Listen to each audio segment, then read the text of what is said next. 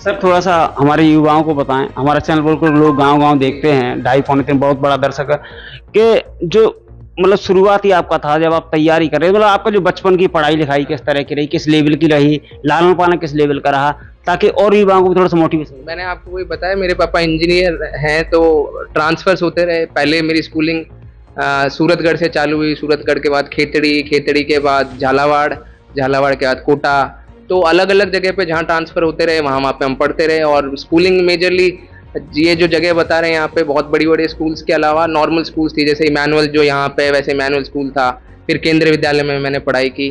तो जो स्कूल है सबसे इम्पोर्टेंट ये होता है कि महंगे स्कूल से कुछ नहीं होता। सबसे इम्पोर्टेंट है कि आप जो कर रहे हैं वो बहुत शिद्दत से। जब मैं 9th-10th में था तो लोग कहते थे कोचिंग कर लेनी चाहिए, और वैसा है मैं बहुत क्लियर था कि अपन खुद से पढ़ सकते हैं। तो 9th-10th तक तो हम बिल्कुल सिर्फ जो क्लास में पढ़ लिया या स्कूल में ही होमवर्क करके आ गए ताकि शाम को खेलते रहें, तो उस तरह का रहा। और जो करो वो अच्छे से करो, मेरा ये मानना है हमेशा। ऐसा नहीं है कि सिर्फ पढ़ाई से ही चीज़ें होती हैं। पढ़ाई के टाइम पढ़ाई करें, काम के टाइम काम करें, खेलने के टाइम खेलें।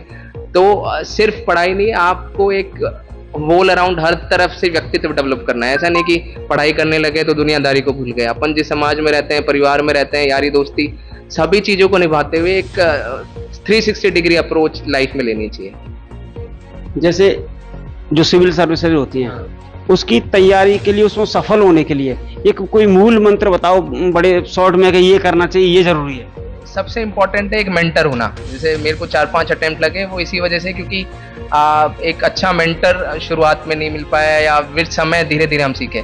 तो एक बहुत इंपॉर्टेंट है, एक मेंटर रखें लाइफ में जो आपको सही दिशा दे सके। और हार्ड वर्क का कोई अल्टरनेटिव नहीं है।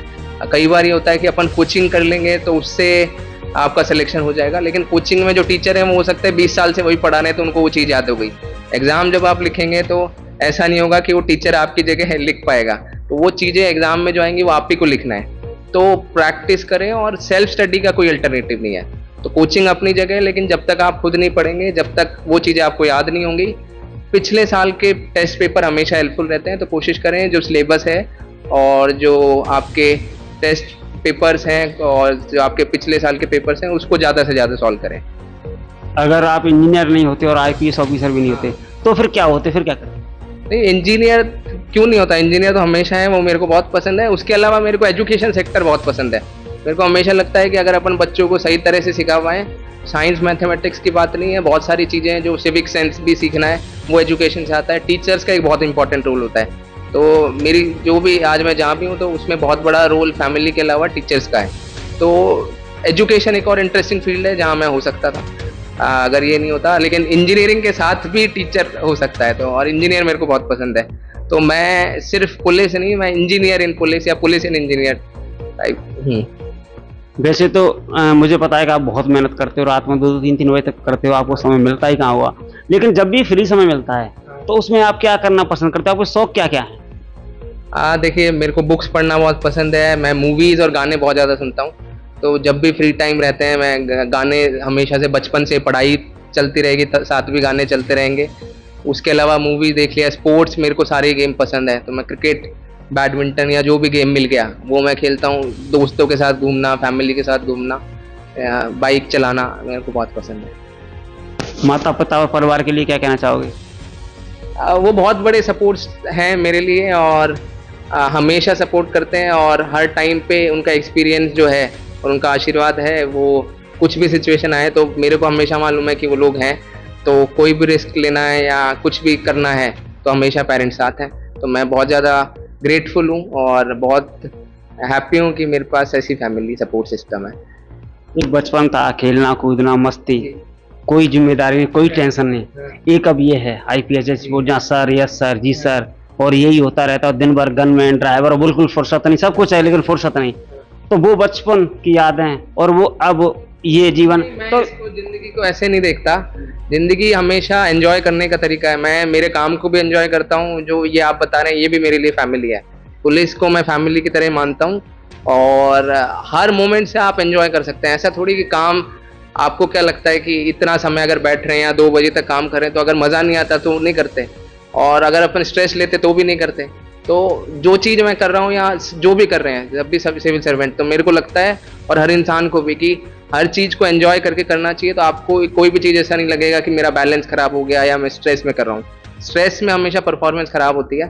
तो जो भी आप कर रहे हैं, अगर आप उसको प्यार करते हैं, उसको शिद्दत से करते हैं, तो बहुत आसान है। तो ये अपने को लगता है ना कि विरोधाभास जो है वो होगा ही नहीं, क्योंकि आपको काम करने में भी मजा आ रहा है और फैमिली के साथ भी मजा आ रहा है। तो फैमिली को ये है कि ऑफिस से जैसे फ्री हुए तो फैमिली के साथ मजे किए, ऑफिस में आ गए तो ऑफिस का स्टाफ है उसके साथ परिवादी है, परिवादियों के साथ मजे किए। तो देखने का नजरिया है जिंदगी, तो वो हमेशा इस तरह से रखना चाहिए कि आप खुश रहें और जो कर रहे हैं उसमें खुश रहें और अपनी 100% दें। धौलपुर पुलिस का बड़ा लवाजमा है सबको, तो आप मन की बात कह नहीं सकते। तो जाते जाते धौलपुर पुलिस को क्या मैसेज देना, क्या संदेश देना, कुछ क्या बताएं। नहीं, वो धौलपुर पुलिस को अच्छे से पता है कि लोगों की सेवा करनी चाहिए और वो कर रही है। कई बार क्या है कि कुछ जो नेगेटिव इंसिडेंट्स होते हैं उससे पूरा पुलिस पे वो क्वेश्चन मार्क लगते हैं, लेकिन सिस्टम तभी चल रहा है, तभी फ्लरिश कर रहा है, लोगों को इतना विश्वास तभी है, तब सब मिलके कर रहे हैं। एक आदमी कभी भी कोई भी चीज़ बदलाव नहीं ला पाता। तो धौलपुर पुलिस बहुत अच्छे से सपोर्ट दिया और मेरे को पूरा भरोसा है कि मेरे बाद भी विकास सांगवान सर आ रहे हैं, बहुत अच्छे ऑफिसर हैं, वो धौलपुर पुलिस के साथ मिलके जो जनता की सेवा है वो लगातार करते रहेंगे। एक सर आखिरी सवाल है, धौलपुर के युवाओं के लिए क्या कहना चाहोगे।